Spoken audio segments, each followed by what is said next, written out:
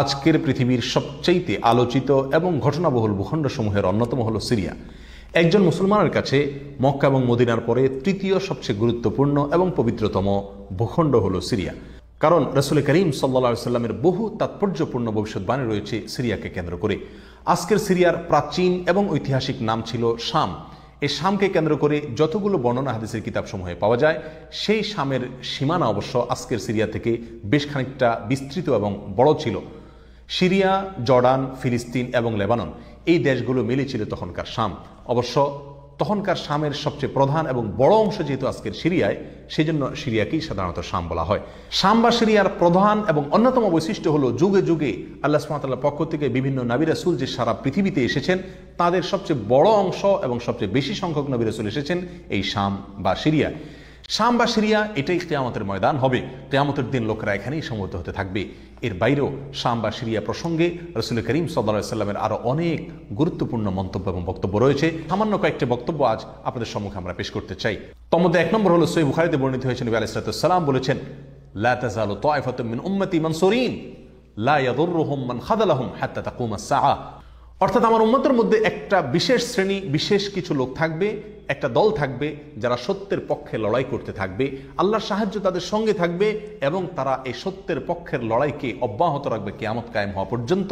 তাদেরকে যারা পর্যদস্ত করতে চায়, অপমান করতে চায়, ক্ষতি করতে চায়, তাদের কেউই তাদের কোনো ক্ষতি করতে পারবে না। এই হাদিসে নবী আলাইহিস সালাম যে দলটির কথা বলেছেন, যারা সাহায্য প্রাপ্ত হবেন আল্লাহর পক্ষ থেকে এবং যারা অটল অবিচল থাকবেন সত্যের উপরে কিয়ামত পর্যন্ত, যাদেরকে কেউ অপদস্থ করতে পারবে না, সেই দলটি কারা এবং তাদের অবস্থান কোথায় হবে, এই প্রসঙ্গে সহিহ বুখারীতে নবী আলাইহিস সালামের একাধিক সাহাবায়ে কেরামের মন্তব্য রয়েছে, যারা বলেছেন যে এখানে যে দলটির কথা বলা হয়েছে তারা হলেন সিরিয়ায় অবস্থানকারী হবেন এবং এটা হবে কিয়ামতের ঠিক আগ মুহূর্তে। তাবরানীর এক বর্ণনা নবী আলাইহিস সালাম নিজেও বলেছেন আল্লাহ সাহায্যপ্রাপ্ত সেই দলটি থাকবে সিরিয়ায় বা শামে। সিরিয়া প্রসঙ্গে দ্বিতীয় হাদিসটি বর্ণিত হয়েছে সহিহ বুখারীতে। বিখ্যাত সাহাবী আব্দুল্লাহ ইবনে ওমর রাদিয়াল্লাহু তাআলা আনহু বলেছেন, রাসূল করিম সাল্লাল্লাহু আলাইহি ওয়াসাল্লাম ইরশাদ করেছেন, আল্লাহুম্মা বারিক লানা ফি শামিনা ওয়াফি ইয়ামানিনা, অর্থাৎ আল্লাহ আমাদের সিরিয়ায়, আমাদের ইয়ামানে আপনি বরকত দান করুন। এই কথা বলার পরে উপস্থিত লোকেরা বলল, ইয়া রাসূলুল্লাহ ওয়াফি নাজদিনা, আমাদের নজদেও আল্লাহ বরকত দান করুন, সেই দোয়া করুন আপনি। নবী আলাইহিস সালাম তাদের কথায় কর্ণপাত না করে আবারও বললেন, আল্লাহুম্মা বারিক লানা ফি শামিনা ওয়াফি ইয়ামানিনা। লোকেরা আবারও বললেন ওয়াফি নাজদিনা, আমাদের নজদেও। নবী আলাইহিস সালাম তখনও একই কথার পুনরাবৃত্তি করলেন এবং পরিশেষে বললেন, নাজদ সেই জায়গায় তো ফিতনা ফাসাদ হবে, সেখানে তো হত্যা, মারামারি, খুনাখুনি হবে, সেখানে তো ভূমিকম্প দেখা দিবে এবং সেখান থেকে তো শয়তানের শিং উত্থিত হবে, সেখান থেকে তো শয়তানের শিংয়ের আবির্ভাব ঘটবে, বের হবে। এখানে নাজদ বলতে কোন এলাকাকে বোঝানো হয়েছে, এই প্রসঙ্গে মুহাদ্দিসিনে কেরামের বেশিরভাগের মন্তব্য হলো নাজদ বলতে ইরাককে বোঝানো হয়েছে।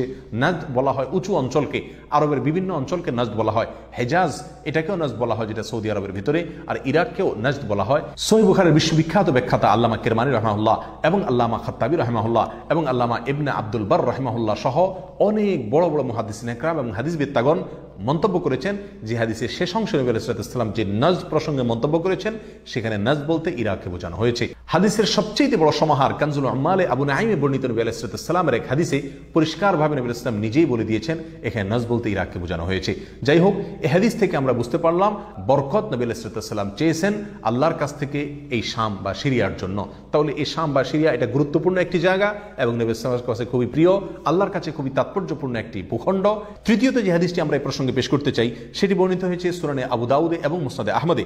নবী আলাইহিস সালাম থেকে বর্ণনা করেছেন আব্দুল্লাহ ইবনে হাওয়ালা রাদিয়াল্লাহু তাআলা আনহু, তিনি বলেন যে রাসূল করিম সাল্লাল্লাহু আলাইহি ওয়াসাল্লাম আমাকে বলেছেন, দেখো যখন তুমি দেখবে যে খেলাফত পবিত্র ভূমিতে অবতরণ করেছে, নেমেছে, এসেছে, প্রতিষ্ঠিত হয়েছে, তখন তুমি ধরে নিবে যে কিয়ামত খুবই সন্নিকটে এসে গেছে। এ হাদিসে নবী আলাইহিস সালাম পবিত্র ভূমিতে যে খেলাফত অবতরণ করলে কিয়ামত নিকটবর্তী এটা বোঝা যাবে বলেছেন। এখানে পবিত্র ভূমি বলতে তিনি কি বুঝিয়েছেন, এই ব্যাখ্যা প্রসঙ্গে প্রায় সকল মুহাদ্দিসিনে কেরামের অভিমত হলো নবী আলাইহিস সালাম এখানে সিরিয়াকে বুঝিয়েছেন।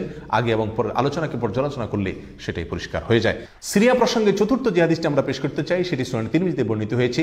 সেই হাদিস থেকে বোঝা যায় নবী আলাইহিস সালাম সিরিয়াকে গোটা মুসলিম বিশ্বের জন্য হৃৎপিণ্ড হিসেবে অভিহিত করেছেন, মন্তব্য করেছেন। তিনি বলেছেন, সিরিয়ার লোকেরা যখন খারাপ হয়ে যাবে, মন্দ এবং খারাপ দিক যখন সিরিয়ার লোকদেরকে গ্রাস করবে, ছেয়ে যাবে, তখন তোমরা ধরে নিবে পৃথিবীর কোনো জায়গায় আর কোনো ভূখণ্ডে মুসলমানদের মধ্যে আর কোনো কল্যাণ অবশিষ্ট নেই।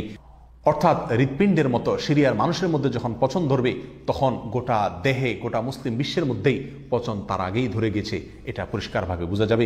এ হাদিস থেকেও সিরিয়া অত্যন্ত গুরুত্বপূর্ণ ভূখণ্ড, সেটা পরিষ্কারভাবে আমরা বুঝতে পারি। সিরিয়া প্রসঙ্গে 5 নম্বর হাদিসটি বর্ণনা করেছেন আবু হুরায়রা রাদিয়াল্লাহু তাআলা আনহু, আর এটি বর্ণিত হয়েছে সুনান ইবনে মাজাহ। নবী আলাইহিস সালাম বলেছেন, একটা সময় আসবে যখন গোটা বিশ্বে বড় বড় যুদ্ধ বিগ্রহ সংগঠিত হবে, বিশ্বজুড়ে যখন বড় বড় যুদ্ধ দেখা দিবে, তখন মাওয়ালিদের অর্থাৎ নওমুসলিমদের একটি দল আল্লাহর পক্ষে, সত্যের পক্ষে, আল্লাহর দ্বীনের জন্য লড়াই করতে থাকবে এবং তখনকার আধুনিক যত অস্ত্রশস্ত্র এগুলিতে তারা সজ্জিত থাকবেন এবং সত্যের পক্ষে লড়াই করতে থাকবেন। তাহলে চরম সংকটময় পরিস্থিতিতে আল্লাহ সুবহানাহু ওয়া তাআলার একটা বিশেষ সাহায্য এবং অনুগ্রহ আমরা দেখতে পাচ্ছি, আর সেটা অবতীর্ণ হবে, সেটা নাজিল হবে এই সিরিয়ার দামেস্ক নামক শহরে। নাম্বার 6, সিরিয়া প্রসঙ্গে নবী আলাইহিস সালামের আরেকটি তাৎপর্যপূর্ণ ভবিষ্যদ্বাণী রয়েছে, যেটি বর্ণিত হয়েছে সহিহ মুসলিমে। বর্ণনা করেছেন সাহাবী নওয়াস ইবনে সুমআন রাদিয়াল্লাহু তাআলা আনহু। তিনি বলেছেন, নবী আলাইহিস সালাম একবার দাজ্জাল প্রসঙ্গে দীর্ঘ এবং বিশদ আলোচনা করলেন। একটা পর্যায়ে এসে তিনি বললেন, কিয়ামতের পূর্বে আল্লাহর নবী ঈসা আলাইহিস সালাম যে আসমান থেকে অবতরণ করবেন পৃথিবীতে, তিনি অবতরণ করবেন মূলত সিরিয়ার দামেস্ক নামক শহরের, বর্তমান যে রাজধানী সেই দামেস্ক শহরের পূর্ব অঞ্চলের একটি উঁচু এবং সাদা মিনারায় তিনি অবতরণ করে দুনিয়াতে আসবেন। এসে সারা পৃথিবী জুড়ে তাণ্ডব চালানো দাজ্জালের বিরুদ্ধে তিনি লড়াই করবেন এবং সিরিয়ার এই লুদ নামক জায়গায় তিনি দাজ্জালকে হত্যা করবেন। একজন মুসলমানের কাছে যে সিরিয়ার ভূখণ্ডটি অত্যন্ত তাৎপর্যপূর্ণ তা পরিষ্কারভাবে হাদিসের মাধ্যমে ফুটে ওঠে। নাম্বার 7, তিরমিজি বর্ণিত এক হাদিসে আসছেন, নবী আলাইহিস সালাম ইরশাদ করেছেন, কিয়ামতের পূর্বে ইয়েমেনের হাজরামাউত নামক শহরে সেখানে আগ্নুৎপাত দেখা দিবে, আগ্নেয়গিরি দেখা দিবে এবং সে আগুন মানুষকে ধাওয়া করতে থাকবে। সেই পরিস্থিতি আসলে কিয়ামতের ঠিক পূর্ব মুহূর্তে আমরা কি করব, এই প্রসঙ্গে সাহাবায়ে কেরাম নবী আলাইহিস সালামের কাছে দিক নির্দেশনা চাইলে তিনি বললেন, আলাইকুম বিশাম, তোমরা শাম বা সিরিয়ায় গিয়ে আশ্রয় নিবে। অন্য এক হাদিসে আসছেন, নবী আলাইহিস সালাম বলেছেন, একটা সময় আসবে যখন 3টা জায়গায় একসঙ্গে যুদ্ধ চলবে, সিরিয়ায় এবং ইয়েমেনে এবং ইরাকে। একজন সাহাবী প্রশ্ন করলেন, ইয়া রাসূলুল্লাহ, আমাকে ওই সময় আপনি কোন পক্ষের হয়ে লড়াই করার জন্য নির্দেশ করবেন? নবী আলাইহিস সালাম বলেছেন, তুমি শামের হয়ে অর্থাৎ সিরিয়ার হয়ে তুমি লড়াই করবে, আর যদি সিরিয়া হয়ে লড়াই করার সামর্থ্য তোমার না থাকে তাহলে ইয়েমেনের পক্ষ তুমি অবলম্বন করবে। এই হাদিস একেবারে পরিষ্কারভাবে সিরিয়ার গুরুত্ব এবং তাৎপর্য আমাদের কাছে ফুটিয়ে তুলছে।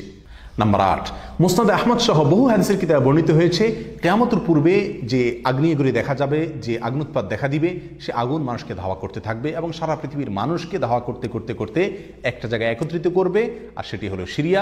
নবী আলাইহিস সালামের ভাষায় আরদুল মাহশারি ওয়াল মানশার, অর্থাৎ সিরিয়াই হবে কিয়ামতের ময়দান। কিয়ামতের সময় সারা পৃথিবী থেকে মানুষ সমবেত হয়ে এই সিরিয়াতেই একত্রিত হতে থাকবে। নাম্বার 9, নবী আলাইহিস সালাম আরেক হাদিসে বলেছেন, মালায়েকাতুল্লাহি বাসিতু আজনিহাতাহুম আলা শাম, আল্লাহর ফেরেশতাগণ সিরিয়ার উপরে তাদের ডানাকে ছেয়ে আছেন অথবা ছেয়ে থাকবেন। এই হাদিস থেকেও শাম বা সিরিয়ার গুরুত্ব করে পরিষ্কারভাবে ফুটে ওঠে। নাম্বার 10, এক হাদিসে আসছেন, নবী আলাইহিস সালাম তার এক স্বপ্নের বিবরণ দিতে গিয়ে বলছেন যে, আমি একবার শুয়েছিলাম, দেখলাম আমার মাথার নিচ থেকে আল্লাহর কিতাবকে ছিনিয়ে নিয়ে যাওয়া হলো এবং সেটাকে যখন নিয়ে যাওয়া হচ্ছে আমি তাকিয়ে থাকলাম কোথায় নিয়ে যাওয়া হচ্ছে। দেখলাম যে একটা আলোক রশ্মি চলে যাচ্ছে এবং যেতে যেতে সিরিয়ার ভূমি পর্যন্ত সেটা চলে গেল এবং সেখানে গিয়ে অবতরণ করলো। এরপর নবী আলাইহিস সালাম বললেন, আলা ইন্নাল ঈমানা ইযা ওয়াকাআতিল ফিতানু বিশাম, অর্থাৎ যখন সারা পৃথিবীতে ফিতনা ফাসাদ ছেয়ে যাবে তখন ঈমানের ঠিকানা হবে সিরিয়ায়, আর ঈমানদারদের আশ্রয়স্থল হবে, শেষ ভরসা হবে সিরিয়া। সম্মানিত ভাই বন্ধুগণ, এই হাদিসগুলো থেকে পরিষ্কারভাবে ফুটে উঠলো যে মক্কা মদিনার চাইতেও ঘটনাবহুল হবে কিয়ামতের পূর্ব মুহূর্তে শাম বা সিরিয়া নামক ভূখণ্ড।